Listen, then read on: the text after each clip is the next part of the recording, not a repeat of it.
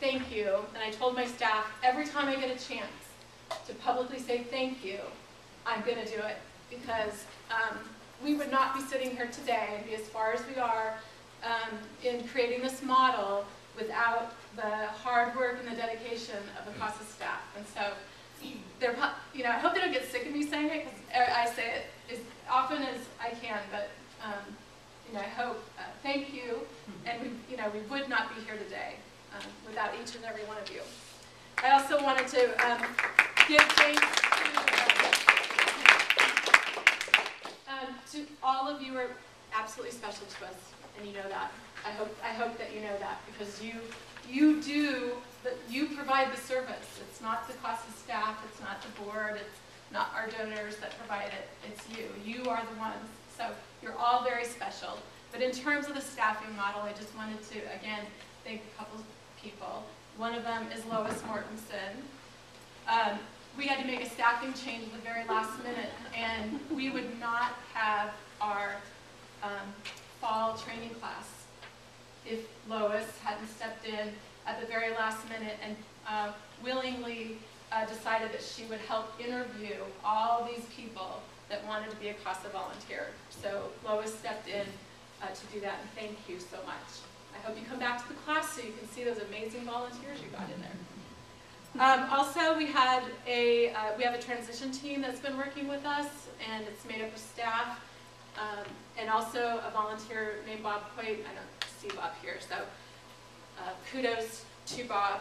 And then as we moved further on in the process, we put together another group, and it was also made up of staff, but we also called in some volunteers and said, help us, bat this around and try and find the holes and make it work. And so I wanted to thank Linda McCarthy and Jeannie McGraw and Rich Dean, and I don't see Courtney Abbott, and I don't see, who else was that? Sorry, I think it's Jeannie, yeah, just you guys. But thank you, because that was a very pivotal part in getting us here today, was having our some CASA volunteers with a voice telling us yes or no, or try this or try that, so that was great. And then also I wanted to thank National CASA, specifically our regional specialist, Michael Heaton, because we could not do this model if we didn't have National CASA support. Because National CASA says for every 30 CASAs, I have to have a full-time staff person. So that literally drives the growth of this organization. I have to be able to raise, the board and the staff have to be able to raise X number of dollars if we want to bring on more staff that can support more CASAs. And that is their model. And if they weren't willing to stand behind us and look at this and support us doing this, we wouldn't be having this conversation today. So I wanted to thank National CASA. And then I'm going to do some different thank yous at the end. But okay, so how did we get here? Some of you have been here longer than I have. But when I just have to use my own personal experience as a frame of reference.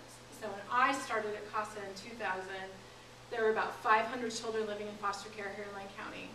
And last week, there was probably 1,250.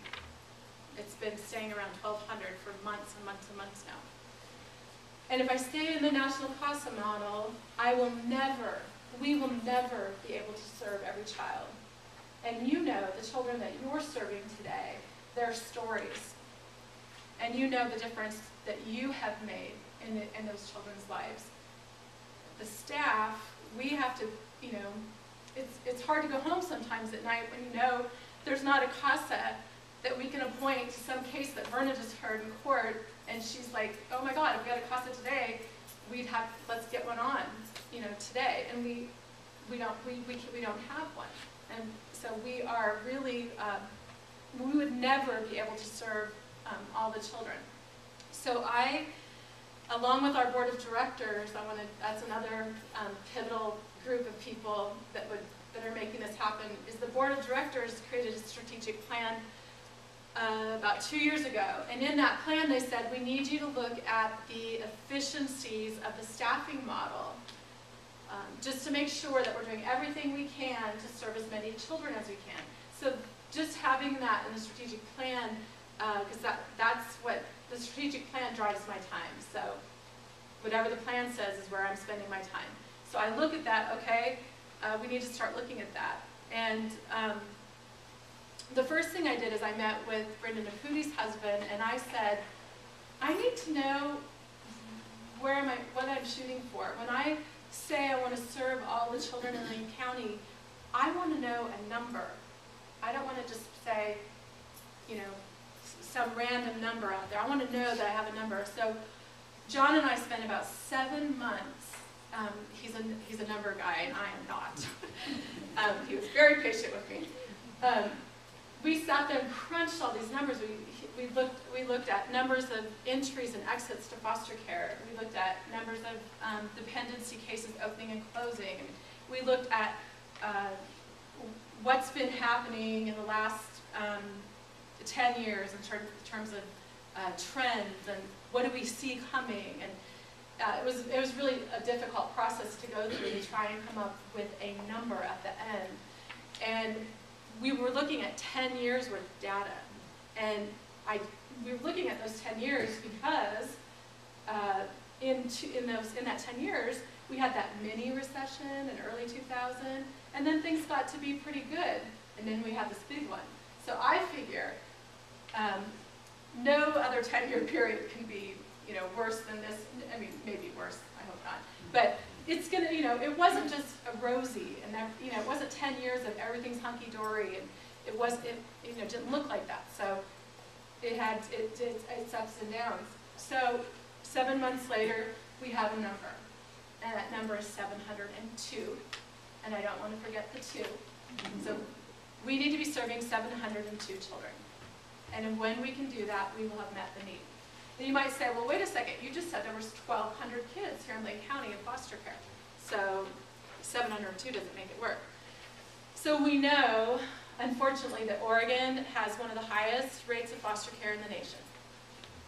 And Lane County has the highest rate in the state of Oregon. So there's a lot of attention now being put on why is that, and what can we do differently.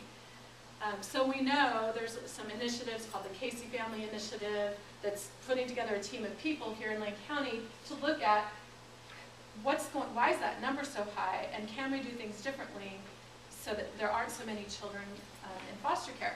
The other thing that the state's looking at that I never thought in my entire life that I'd ever have DHS looking at this, but they are they are starting to redirect their resources to the front end.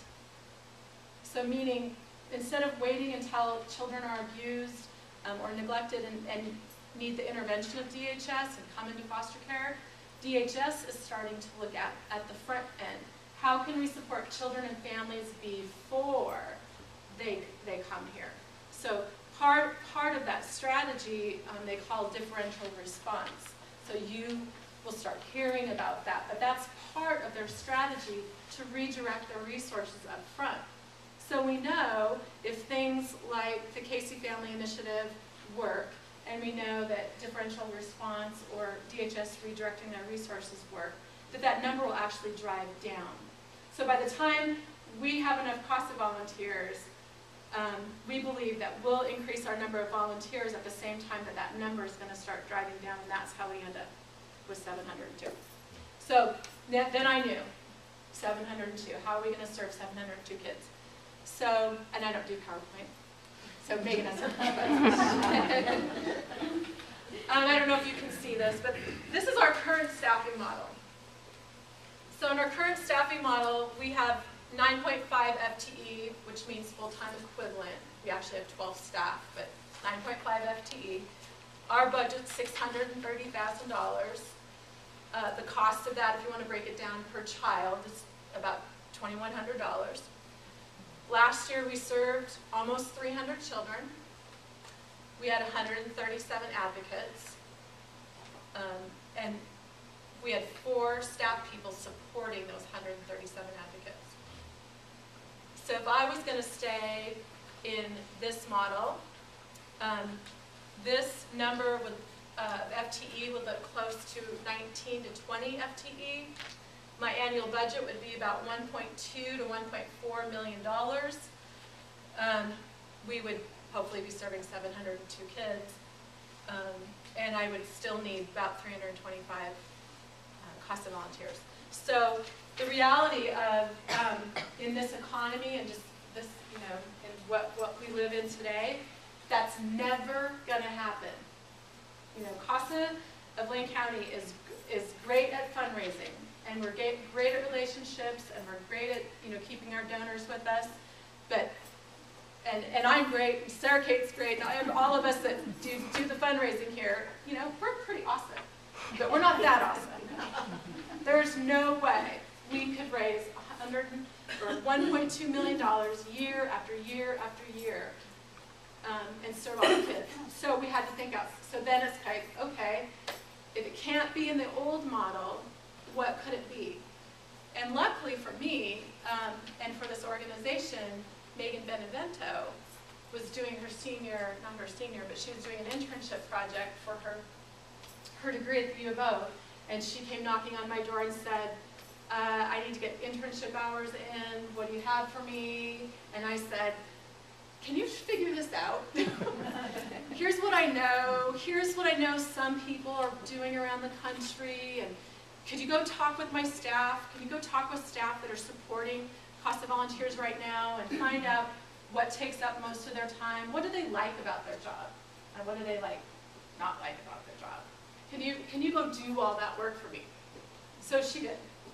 And she came back in the winter time, and she had this model. Now that sounds all easy and well and good, and it wasn't. So one of the things that I've learned this year is about how to manage change and how not to manage change. So I think I've learned the hard way. My staff has learned along with me. Thank you. And we're hoping that when other people hopefully embark on this journey, that they don't make the same mistakes that I made going forward. So all excited, yeah, Megan comes back and says, I got it. I know what it's going to look like. So why don't we show them what it looks like. Okay. So what is called, it's called the peer coordinator model. And what it does is it takes our seasoned CASA volunteers and utilizes them in a coaching support role for new CASAs. So one of the things we found out when we interviewed staff that took up a lot of time was new CASAs. When you very first get your case, you need more support than you do when you're on your second, third, or 10th case. We also know that the court report writing is a tremendous amount of time that staff spends helping their CASAs get those court reports written and into the court. And then the other piece that's really time consuming, I don't know if you know this, but discovery, all that paper that we give you, we do a lot of stuff with it before we give it to you. We actually copy it all of it. We copy it. Your CASA supervisor reads it. They file it, or one of our great volunteers comes in and helps file it. We mail it out to you. Then when you are all done on your case, your paper comes back to us, and we have another volunteer that sorts through now 2 sets of all the discovery, because we have to keep it for 8 till the child turns 18. So they sort through it all, and get it down to one file. If you go out into our warehouse, you'll see file cabinets full of these files. And then we have to shred all the stuff that was not in that file. So there's a lot of things that happen with discovery. So we knew going into this model that we needed to look at how do we support our new CASAs, how do we manage our discovery, and how do we support our CASA volunteers with their court report writing. That even if we change the staffing model piece, that those pieces had to be addressed, that we had to look at those also. So the peer coordinator model says, let's take seasoned CASA volunteers and train them to support and coach a new CASA. And right now staff have 1 to 30, so they have 30 CASAs that they're supporting. So a peer coordinator would only have 3 to 5. So their caseload would never be more than 5. So again, this sounds really simple, and it took us 18 months to figure this all out. So in the new model, if we're using this peer coordinator model, I will need to only grow my staff by 3, because remember we started at 9.5 FTE, so I need to grow my staff by 3, my budget by $100,000, which drops, instead of $2,100 per kid, it's only going to cost me a little over $1,000. I'll get to serve the 702 children that I want to serve, with 325 CASAs, so we need to more than double our CASA base. And I'm going to need 65 peer coordinators. I'm starting at 0. Well, not really. We're starting with 6, but eventually I'll need 65. And I'll need 5 program staff people to support these peer coordinators. So in the model, what we now refer to as a CASA supervisor, we're now calling a program supervisor. So if you were CASA sitting in the room and you haven't read that piece of paper that was on the table when you walked in, I said, how will this affect you? It won't affect you. Not if you're a CASA with a case already. If you're brand new CASA and you haven't graduated out of CASA University yet, you're going to be in this new model. You don't even know the old model. But if you're one of our CASAs that are on a case right now or taking a leave of absence, this model will not affect you, other than we're going to be calling our CASA supervisors program supervisors. That's the only change for you. So these program supervisors are going to support 10 to 15 of the peer coordinators. So as we grow the model, a staff person is going to be supporting 10 to 15 peer coordinators. Which is super exciting, because that means that then we can serve all these kids. So that's, like I said, this sounds really simple, and it's not, because we got that on paper, and it was like, yes, you got it. And then the really, really hard work began. Like, you know, anybody that's been through any change before, you know, it's scary. And hey, frankly, the old model worked. I mean, we rocked. You know, you guys have a great reputation out in the community for how you support and advocate for the children on your case. The judge loves our court reports. She loves what's happening at CASA. She just wants more of you. So why fix something that's not broken? So we have that, like, why would you do this? You know, why would we even look at something different? And I have to keep going back to, for the kids. We're there because we have to serve all the kids. You know, we can't let them go through the system without your powerful voice. We know what happens when they don't have one. I just was in the grocery store on my way here and ran into one of our former CASA, and she said, I just called Verna, and on Friday or whatever, later, sometime this week, and referred a kiddo from my school who's been in a foster home. This is going into her 29th foster home, and she's 13. She needs you. She needs us to do this. So we sat down, and you know, we had to do a lot of things. This doesn't just affect program staff. This affects everything. It affects how are we going to recruit. You know, how are we going to recruit that many more volunteers? We don't do recruiting right now. We're in a no-growth model. We've been in a no-growth model for the last 4 years. We just by word of mouth, or you guys bring your friends to Info Night, we're able to fill the 2 classes. And we're just basically replacing the classes that retire.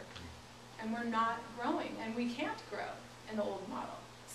So to grow in this model, we're going to have to do, you know, extreme recruiting efforts. We're going to have to, you know, step it up. So there is a recruitment and retention committee of the board that's made up of board members and anyone else that wants to be on it to help us figure out how are we going to recruit this many people.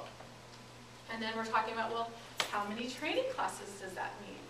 You know, you can't just have, we're going to have, instead of 30 classes come through and be trained every year, we're going to have to get up to 60 classes coming through, which means more training classes.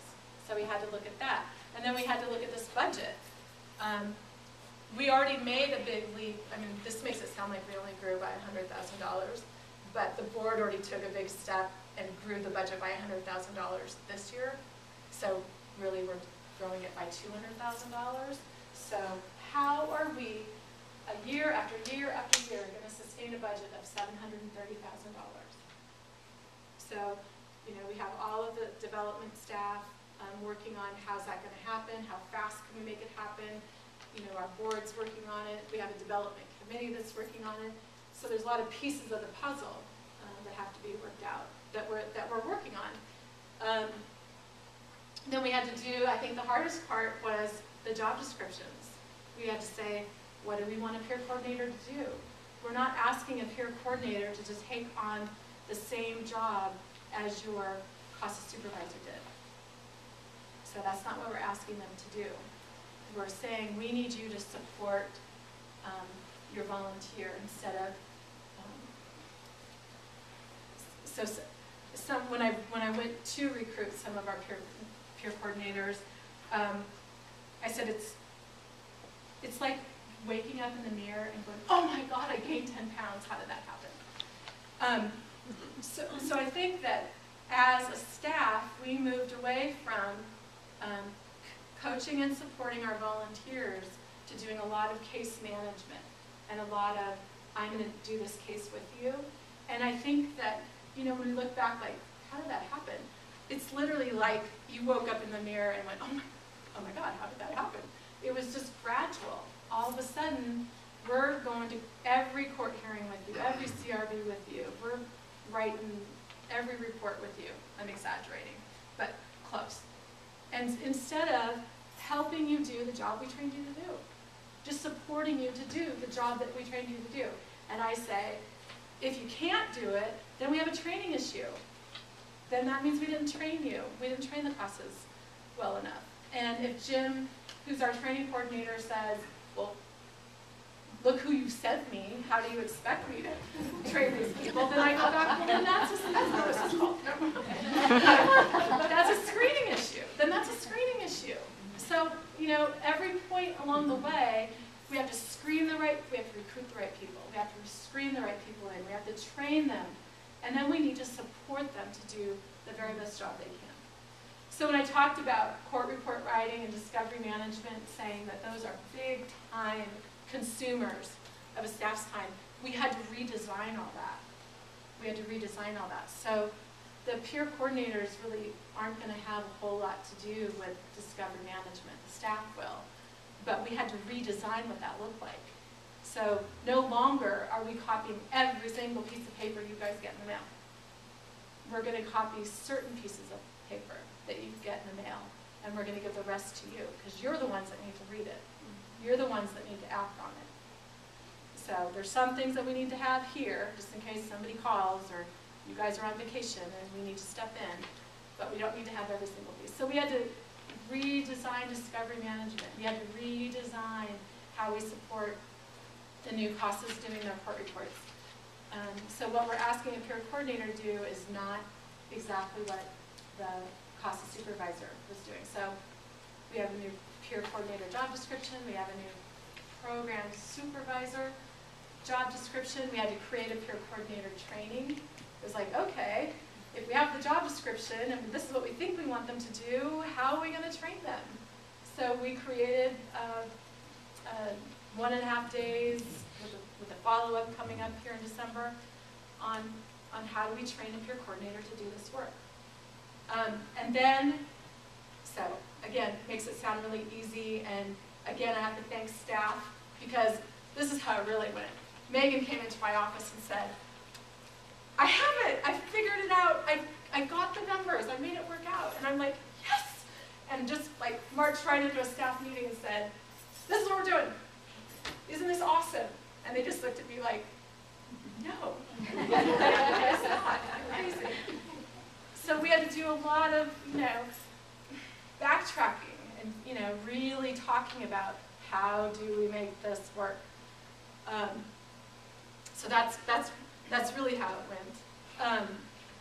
But really where the rubber met the road here was, okay, staff's on board, the board's on board, our donors are on board, they're all excited about this.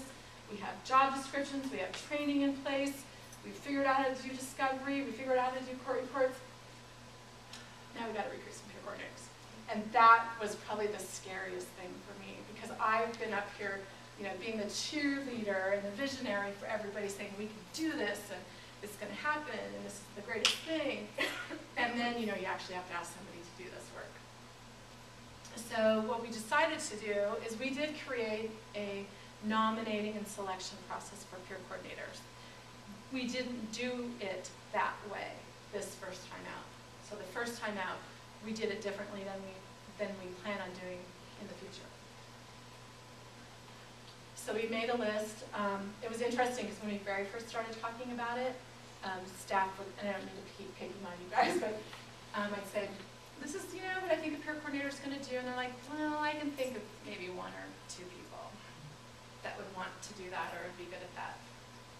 And then by the time, 18 months later, when we got to, here's the job description, who, can you give me a list? The list was huge.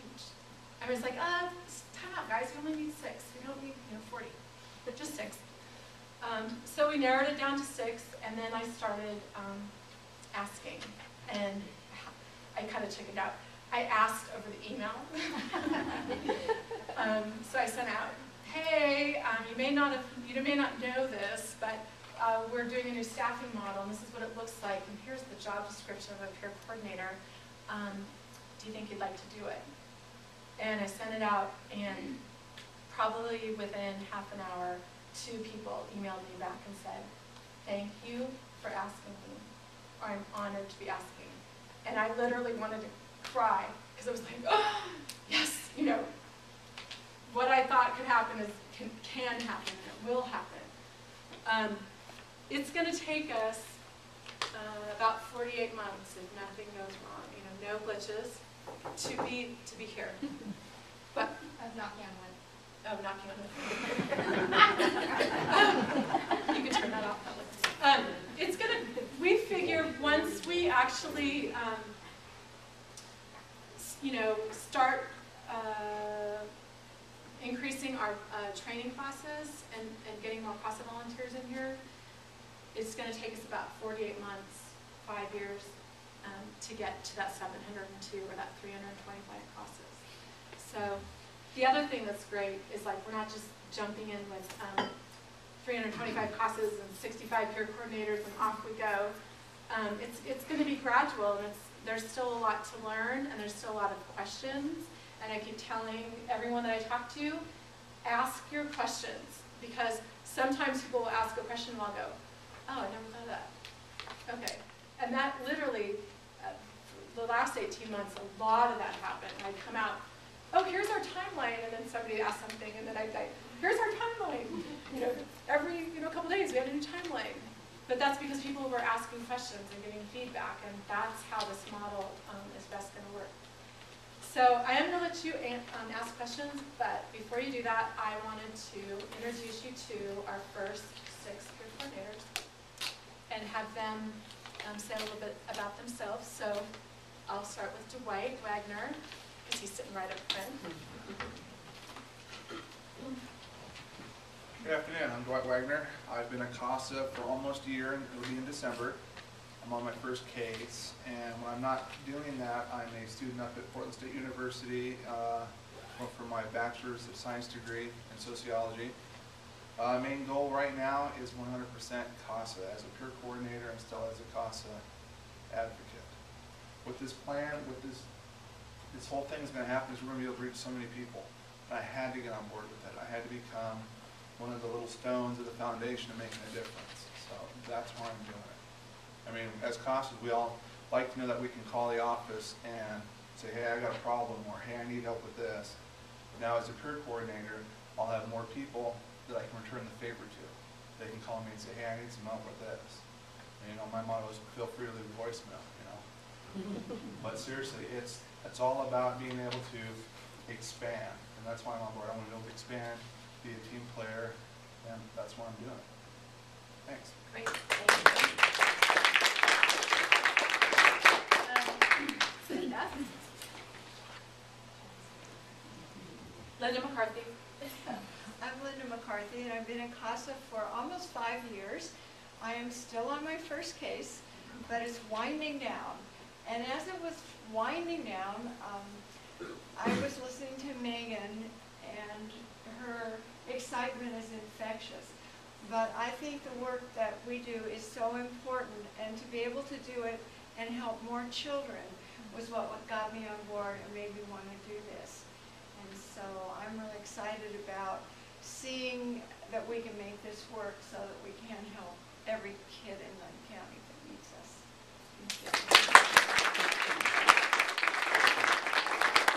And Rich Dean. Hi, Rich Dean.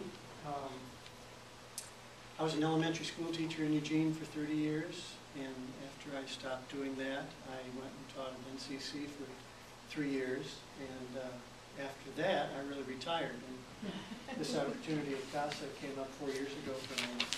On my second case, there was a little overlap between the number 1 and number 2. The second one is, I thought I kind of had a record, but you blew it with 29 different foster. My kid has been in 21 different foster homes in 10 years. And again, knock on wood, I'm hoping that by this time next year he'll be adopted. We've got a real good line on that. So I guess when this opportunity presented itself, I was looking at a fairly boring case right now. You know, I go to meetings, but there's not a whole lot going on. We're just crossing our fingers that things are going to work out for this kid. And I knew that I'd either do another case or take a break or do something else, and then Megan gave me a call. And it's all very selfish for me. I don't think I'm too old to learn new things, and I think I can learn a lot doing this new job, new position. So I'm appreciative for the opportunity. Thank you.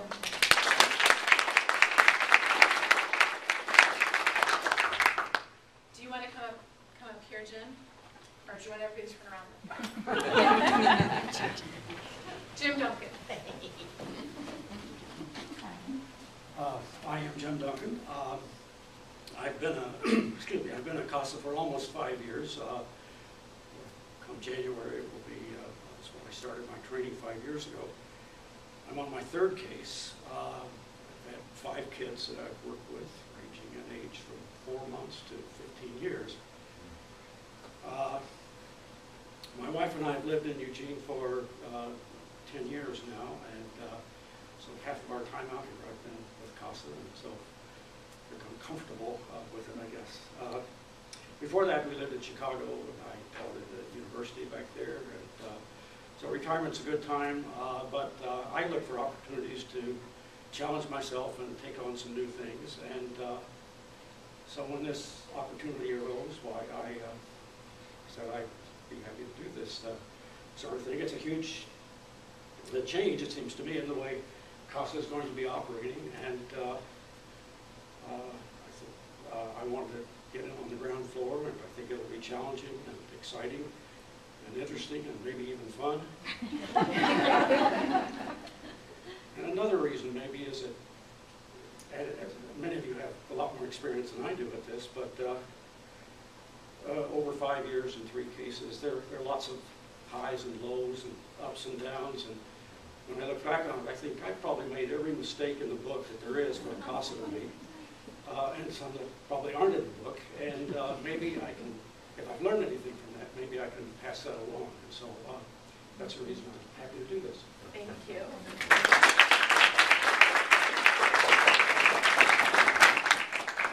And Melissa Happick.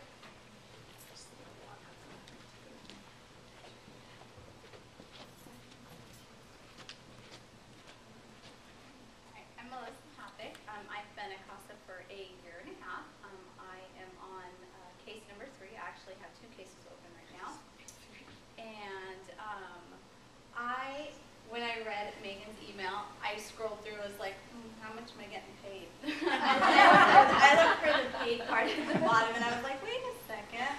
And I called Megan and I talked with her and I said to her, I was so excited and I could totally see that this was going to work, but I wanted to kind of ponder. And so I said that I would call her back the next day, and I kind of just, I sat and I thought about everything, and I just knew. I knew that I wanted to do it. I knew it was going to work. I was just totally excited, and I called back and said that I was excited. I totally wanted to do it, and I love what I do. I do it all day long. My husband thinks I'm nuts, but I could do it all day long. I love the kids that I have on my cases, and all the experience that I've gotten, and all the different people I get to work with, and I love it. I can't say enough words for it, and I just knew that everything was going to work. So I was honored, very honored that my name even came up. So yeah.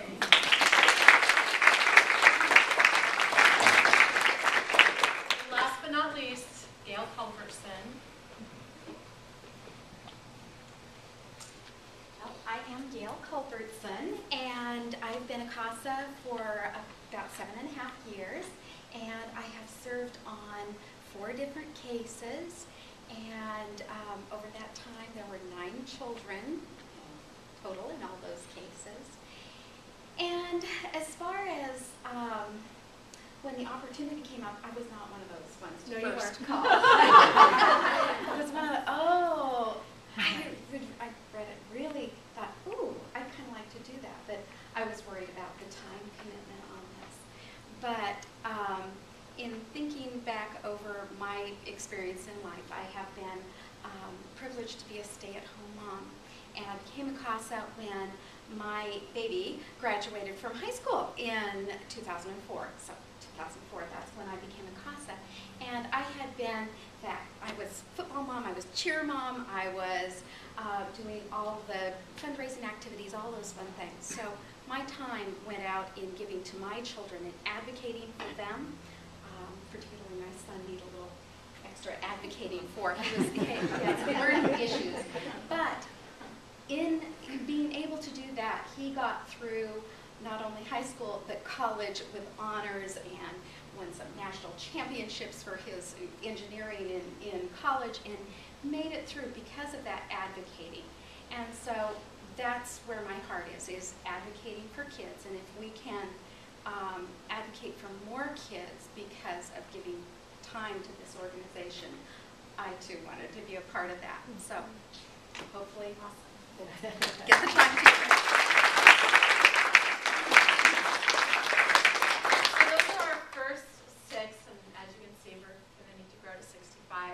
And you'll see that there's a varying range of how long they've been a CASA. And one of the things that we're really looking at is your coaching, how well you can coach and support someone. It's not necessarily how long you've been a CASA or how many cases you've been on. We're really looking at your personality and your communication style. Can you support another CASA? Because just remember, like when you were a CASA and you were graduating, we were saying you don't have to know it all, because you're going to have a staff person there that's going to help you navigate. So the same thing we're saying to the peer coordinators, you don't have to know it all, because you'll have a program supervisor that's going to help you navigate. Plus your experience that you already have, your own personal experience. So before I open up to questions, one last couple thank yous. I want to thank Louise, and I got your flowers. I got you guys flowers too, but I forgot to give them to you. So Louise, come up here. Okay. She I didn't know I was going to do this. She has been through the fire with me. Yes. I had to buy her whipped cream vodka. Different days off. But really, I couldn't have done this without you on the days that I wanted to give up. Were you? You kept going, so thank you.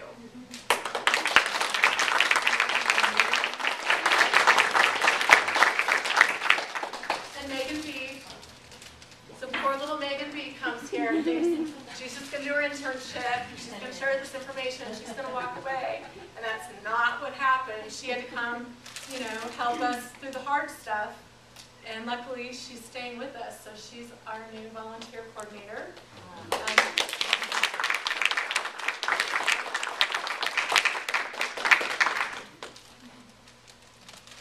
And then I mentioned earlier on that that we would not have had a fall class had Lois Mertensen not stepped up to the plate to help us interview all these classes.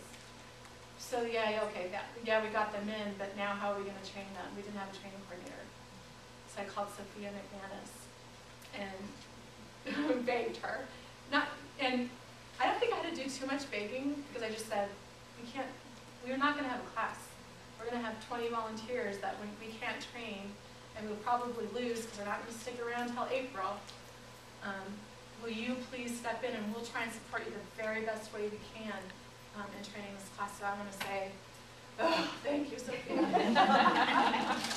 So you can just stand up here. No, you don't want to.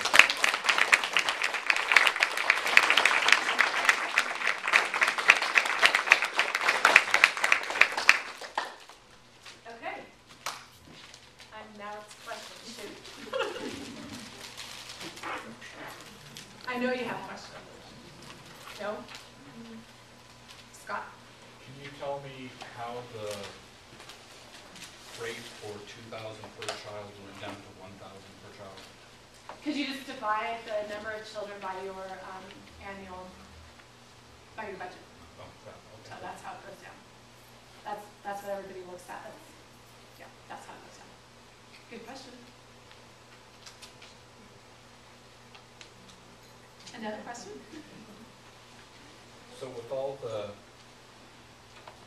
energy from the group and all the input, is this like created here? There's nobody else, there's no other model, or this is like a Eugene, Lane County, this is what we're doing, we thought of it, we're initiating it, and other people are looking at the success of this, and are they going to copy this model? Yes and no.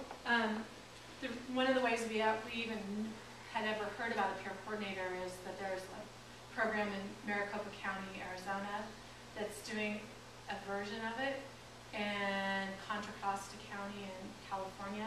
And so we're really good about stealing what works. And so we did a lot, I mean, we kind of used those programs as what we thought was working or not working in their programs. And so no, we didn't create it, you know, all off the top of our heads. But yes, National CASA has documented our transition and has a transition guide that they created based on our transition to help other CASA programs make this leap. So in CASA land, National CASA looks at programs in terms of size, and so we're considered a medium-sized CASA program. So we're the furthest along in the model, and the transition guide is based on us. Deschutes County up in Bend, Oregon is considered a small program. They're doing a version of it, and then Chicago is going to be doing the large program piece. So we are the trailblazers here in terms of this particular model and how it looks. And there's people are watching. That's okay. Lois. Could you address the software that's going to interface with DHS and CASA with regards to information, program information?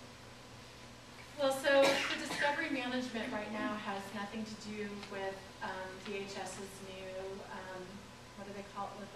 Orchids. It has nothing to do with orchids, but we do have, so we're not making a whole lot of technology-based transitions with the new model, although we are looking at them. So we have technology committee that's looking at a web-based way for you to communicate with us and do your court reports in a, and I'm not a computer person, so in an intranet, in a protected way. So we're working to become paperless, but that'll be but we are working that way, and we're taking little baby steps to get there. So right now, through the next 4 or 5 years because we're working on files, peer support, and so on. Right. The big change in terms of discovery management is that we're not copying every single piece of paper that comes through. We're only certain pieces do we keep. That's the biggest change right now. Lynn? What about the recruitment changes that you were talking about? What's that going to look like? Well, I don't know yet. We're thinking that Jameson, our new training coordinator, and other staff members are looking at, we think we're going to train 3 times a year instead of 2. So we'll have a fall, winter, spring class following alongside like the U of O calendar. We think this is what's going to happen, and that we're going to increase the class size a little bit. Right now we cap it at 20. We're thinking we would cap it maybe at 23.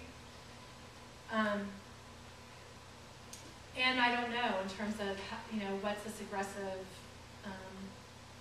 recruitment thing going to look like. One thing we do know for sure is that you are our best recruiter. It doesn't matter. I mean, I can go up and talk to every Rotary group, and we can put commercials on TV, but the very best recruiter are our CASA volunteers. And so I'm assuming that we'll do these other things, but we're really going to rely on our CASA volunteers being on the lookout for people in their circle that you think would make an awesome CASA and sending them our way. So we have an info night, don't we?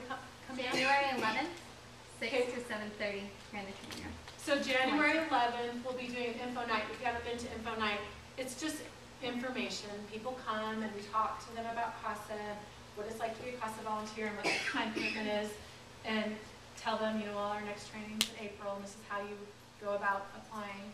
So it's not arm twisting in any way. So if you know someone, invite them, and you'll also get in our newsletter more information about info night. But January 11th. So I don't know. We'll see. So as a CASA volunteer, will I eventually have a peer coordinator as my supervisor? Will I always have a program supervisor? Where do the program supervisors end up? Do they go down to like the 5 staff people on that model? We have 65 peer coordinators. So your CASA supervisor is now going to be referred to as a program supervisor. And that program supervisor is going to be supporting 10 to 15 peer coordinators. But they all have caseloads. So, you guys are all assigned to them. So they're not, there's going to be this, double duty per se. They're going to have their CASAs that they're supporting right now, and they'll continue to support you. And then when you close a case, you'll have a choice right now. We'll give you a choice. Do you want to stay and take another case, stay with your program supervisor, or do you want to go to a peer coordinator? I mean, what our hope is that the program supervisors eventually don't carry CASA caseload. So that's our goal. But so the CASAs they have right now, you'll stay with your program supervisor. When you go to take your next case, you'll have a choice.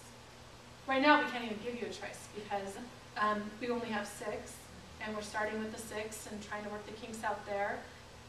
They're not going to have room to take on any other CASAs, except for the new ones coming out of training.